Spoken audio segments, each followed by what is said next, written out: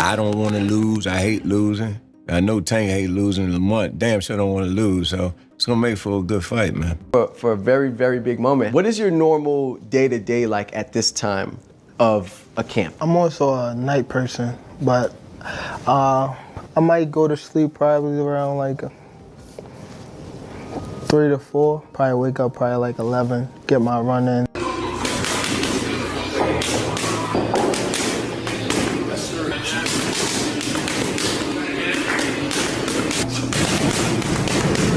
As Tank Davis prepares for his March 1st showdown against Lamont Roach, training camp is all about intensity and focus. His coach, Calvin Ford, knows one thing for sure. Tank hates losing. That mindset drives him through grueling sparring sessions, relentless conditioning, and strategic film study. Every day in camp, he sharpens his power, speed, and ring IQ, refusing to take shortcuts. Ford sees the fire in his eyes, the hunger to dominate. With fight night approaching, Tank is locked in, determined to prove once again why he's one of the most electrifying fighters in the sport.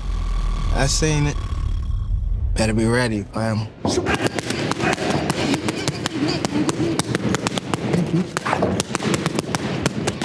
I don't want to lose. I hate losing. I know Tank hate losing. Lamont damn sure don't want to lose. So it's going to make for a good fight, man. Tank Davis's pad work is all about speed, power, and precision.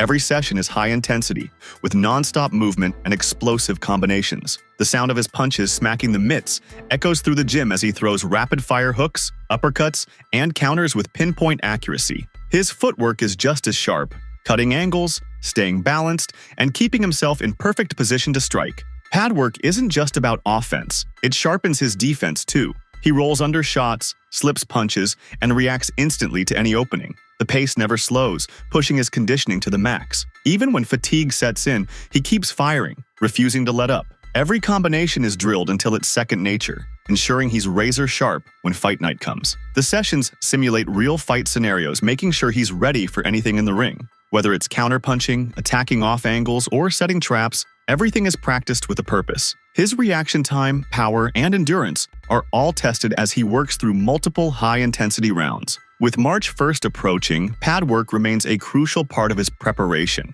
It's where he fine-tunes his explosiveness, builds fight-ready stamina, and locks in his game plan. Every session is a reminder. He hates losing, and he's training like it.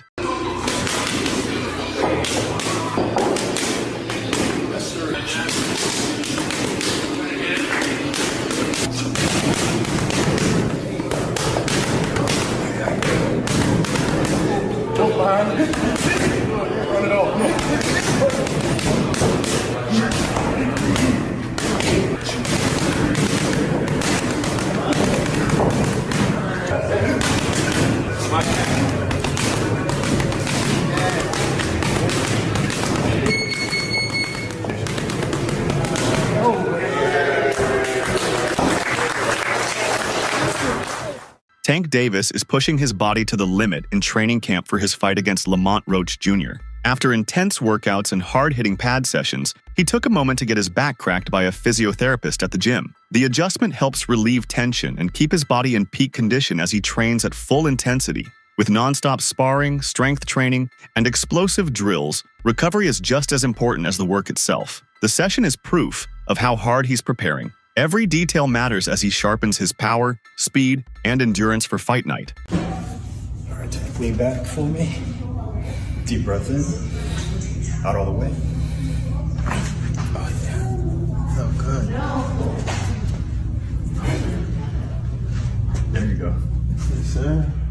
Tank Davis has revealed that his training schedule isn't always fixed. Sometimes he runs in the morning, but other times he prefers to do his running at night. For him, it all depends on what feels right and best fits his preparation. Unlike many fighters who stick to strict morning runs, Tank listens to his body and adjusts accordingly. "I don't always run in the morning. Sometimes I run at night," he shared, explaining that his training isn't locked into one specific routine. Some days, early morning work makes sense, while on others, he feels stronger running in the evening. His training doesn't stop at just running either. He also puts in hard sessions at night, whether it's in the gym or at home. Due to certain limitations, he can't always go outside to train, so he makes sure to get his work done indoors when necessary. Whether it's hitting the treadmill, shadow boxing, or working on strength and conditioning, He stays disciplined no matter where he is. His dedication is evident, constantly fine-tuning his body and skills to stay sharp. As he prepares for his fight against Lamont Roach Jr., his flexible training schedule allows him to perform at his best. Whether it's morning, night, in the gym, or at home, Tank stays locked in, always putting in the work to ensure he's ready for fight night. Like day one in the camp, I start running probably like, it's different times. I might don't feel like running in the morning. I might run at night.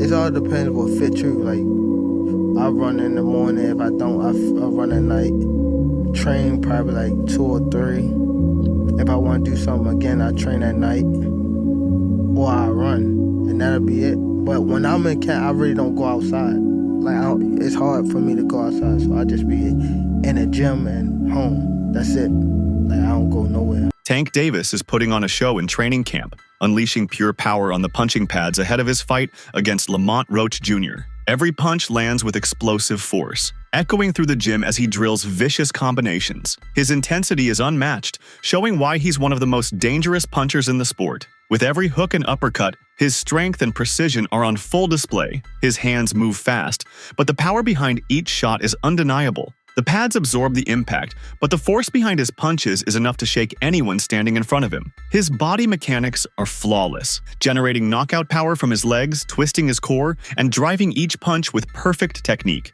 Beyond raw strength, his movements are calculated. He cuts angles, sets up counters, and mixes speed with devastating force. Training at this level ensures he's fully prepared to dominate when he steps into the ring on March 1st. With every session, he's sending a message. He's coming in stronger, sharper, and more dangerous than ever. Lamont Roach Jr. better be ready because Tank is locked in and ready to make another statement.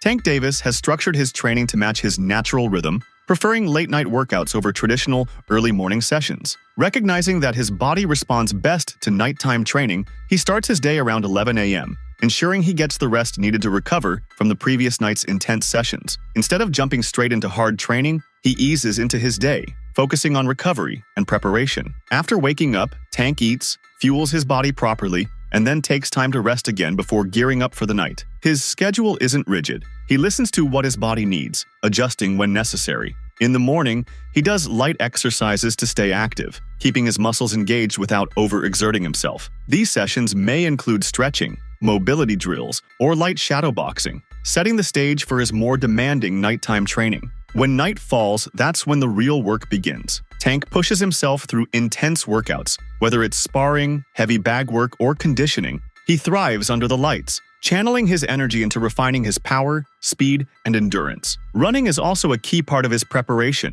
sometimes done late at night when he feels most in sync with his body. This customized approach ensures he maximizes his performance without being restricted by traditional training norms. Whether in the gym or training at home, Tank stays disciplined, always prioritizing what makes him stronger. His ability to adapt and train at his peak times reflects the mindset of a champion, focused, strategic, and fully committed to perfecting his craft ahead of fight night. For a very, very big moment, what is your normal day-to-day like at this time of a camp? I'm also a night person, but I might go to sleep probably around like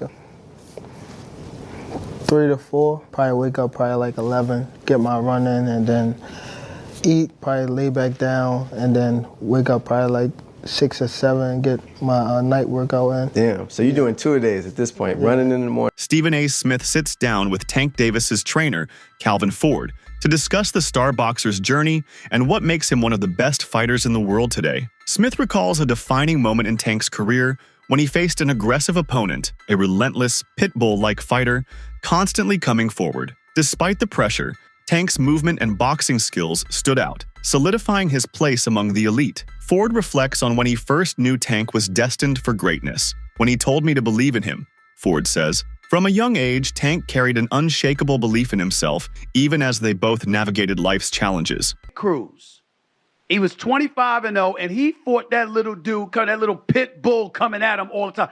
And I mean, the movement, the boxing skills, that to me was the moment that Gervonta Davis hit the scene. And I said, yo, this is one of the best fighters in the world. When did you know he was one of the best fighters in the world? When he told me to believe in him. And that's still here in my head today. Not as Gervonta Davis as a grown man, as a kid. You know, we was going through our trials and tribulations and whatnot. He understand what I was going through to get him where he's trying to go at, where he's at today.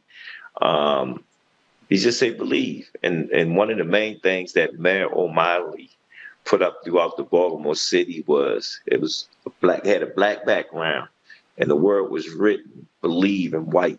Ford remembers a powerful message that resonated throughout Baltimore, a black background with the word believe written in white. That belief, instilled early on, has driven Tank to where he is today. Now, Ford sees himself as a passenger, watching as Tank takes full control of his own destiny.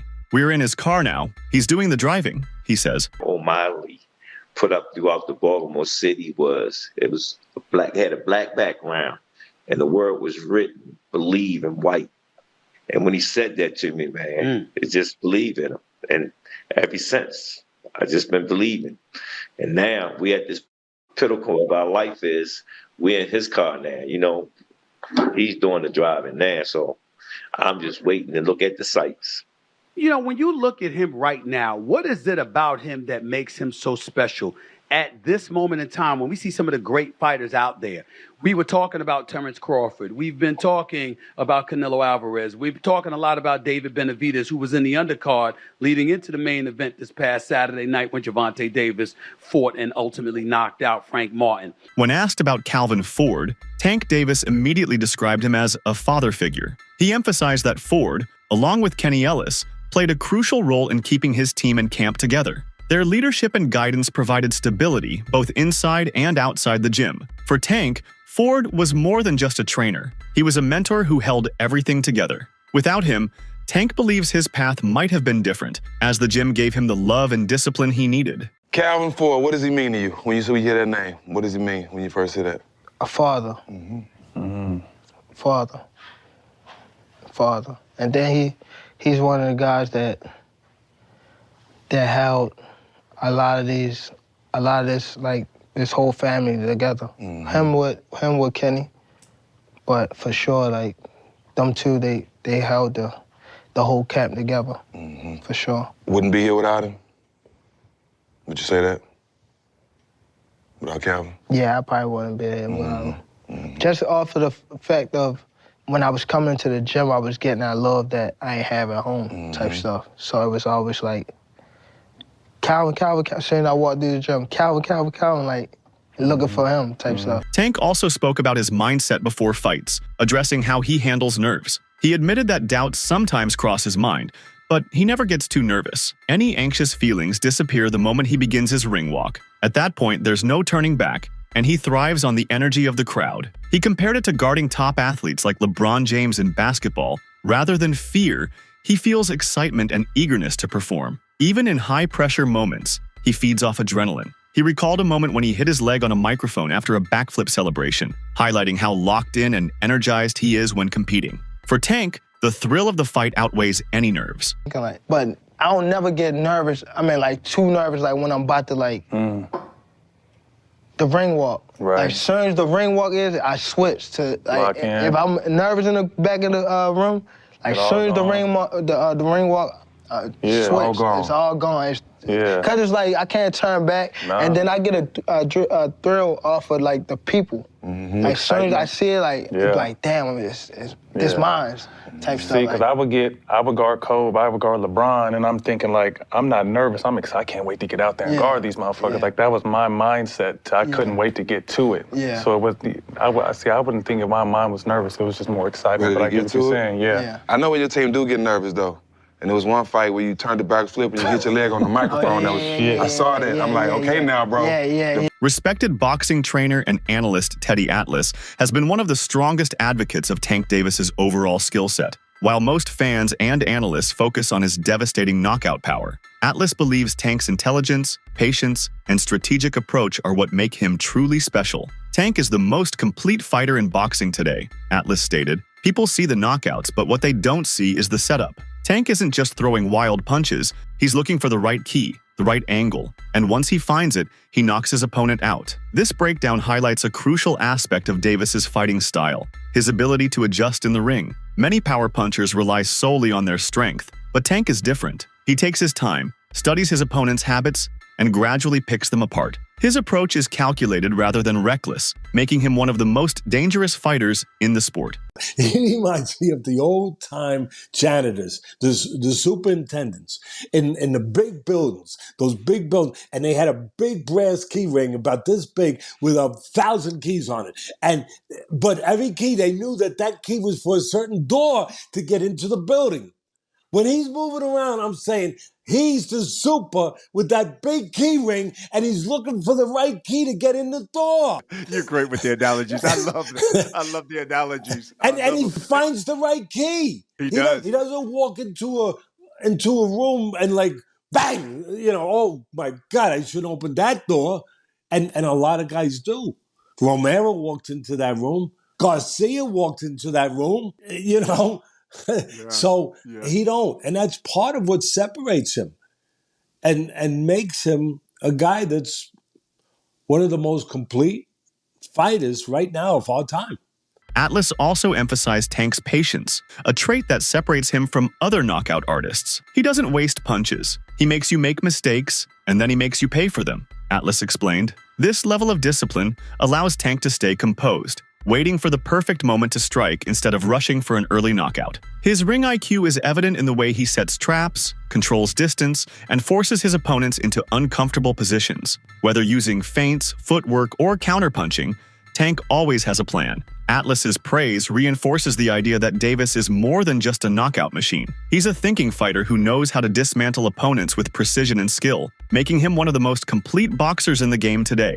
Popular boxing analyst Showbiz has praised Tank Davis for being more than just a hard hitter, emphasizing that his fight IQ and strategic approach set him apart. While some may focus on Tank's size, Showbiz argues that his intelligence and precision are what make him a legend at 140 pounds. Tank is not a big guy, but he hits with strategy and has IQ. That's what makes him great, Showbiz stated. He explained that Tank doesn't rely solely on brute strength like other knockout artists. Instead, he breaks opponents down systematically, setting traps and creating openings before landing devastating shots. His ability to read opponents in real time allows him to adapt mid-fight, making him dangerous against any style. Showbiz noted that Tank's combination of speed, power, and skill makes him one of the most complete fighters in the division. He's so talented and punches so hard, that's what great ones do, he said. Tank's knockout power is undeniable, but it's his ability to think inside the ring that truly makes him elite. His footwork, head movement, and ability to control distance ensure that he's always in position to land the perfect shot. Whether counterpunching or leading the attack, every move is calculated. Showbiz's analysis reinforces the idea that Tank's greatness isn't just about power, it's about how he uses it. His IQ, timing, and strategic execution make him one of the best fighters in boxing today. As he continues to dominate at 140, his ability to blend skill and strength proves why he's in a league of his own. My thing was, it wasn't that he's a big guy who could go to 140. It was that he's so talented and punched so hard that those skill sets can carry up with them in weight. That's what the great ones do. They have that ability. That's why I mentioned Floyd Mayweather wasn't 154, but his skill set was so good. The difference between Tank and Floyd is that Tank got the type of power. When you got power that carry up like Pacquiao, you can move up many weight divisions, not just, the two that he primarily fought in. We saw him dribbling Mario Barrios off the canvas, so we saw him do it at 140. That's it for today's video. Stay tuned until next time.